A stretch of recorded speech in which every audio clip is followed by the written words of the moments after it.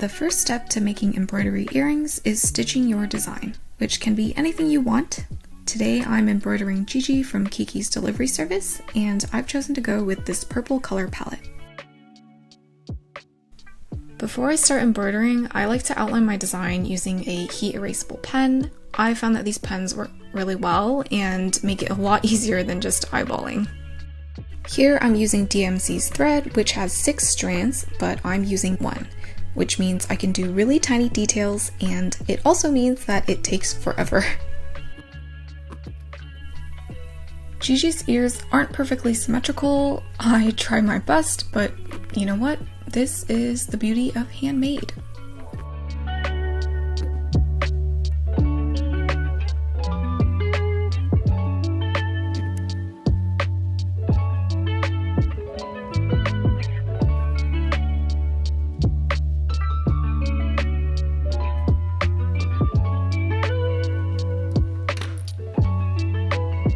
To erase the pen marks, instead of using an iron, which I found can sometimes damage the cloth, I like using a hairdryer on the hottest setting.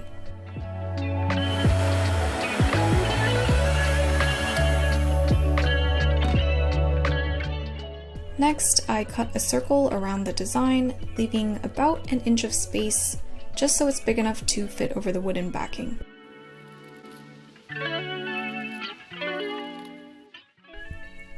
I like to keep the scraps so I don't waste fabric and use them as padding, which you'll see later on. To frame my earrings, I got these packets of tiny wooden hoops. These are 3 centimeters in diameter. They also come with backings and a set of nuts and bolts. You can use the frames as is, but I like to paint them to add a little flair and make them a bit more polished. They are also a little flimsy, so adding layers of paint does make them a bit more sturdy. I used to mix all my paints from basic primary colors, which might have been a habit I developed from oil painting, but discovering premixed colors like this purple has made my life so much easier, and I don't have to worry about making sure the color is consistent all throughout. I try to cover all the bits that I know will be exposed after assembly, and it does take a few layers to get the color looking really nice and solid.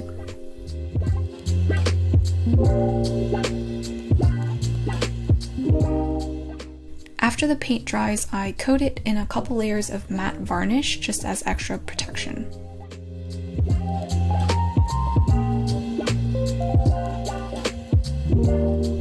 The final part is assembling all the pieces together. This is probably my favorite part, because you get to see your vision come to life. Forgot to include it here, but to make earrings, you will need earring hooks as well. Here's the small wooden backing and the few layers of cloth I added as padding. I like to do this just to smooth out any bumps from all the knots and thread on the back of my embroidery. Here I'm stitching the cloth over the wooden backing. I just pull the thread across and keep doing that around the entire piece until it's really nice and tight, so that way the front looks smooth and flat.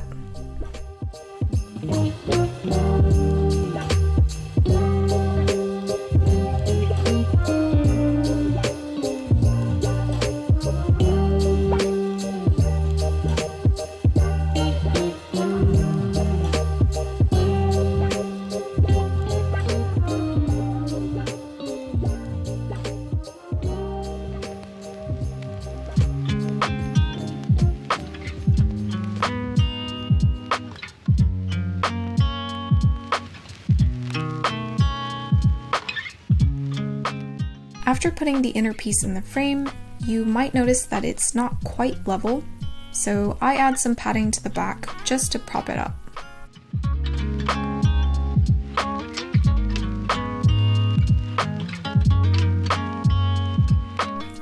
I'm using wood glue, which is pretty strong, though I haven't tried other glues, so let me know if you do. I'm using a wet paper towel to wipe off excess glue, and you can see that the paint stays on really well.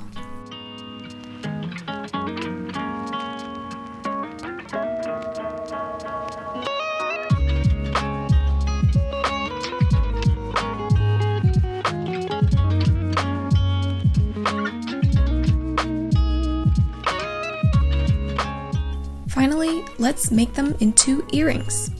Today I'm using sterling silver fishhooks, but you can choose a different finding if you like leatherback, for example, or different metals like gold. This ring I'm wearing on my left hand helps me open the jump rings so that I can link them together and connect them to the earring hooks.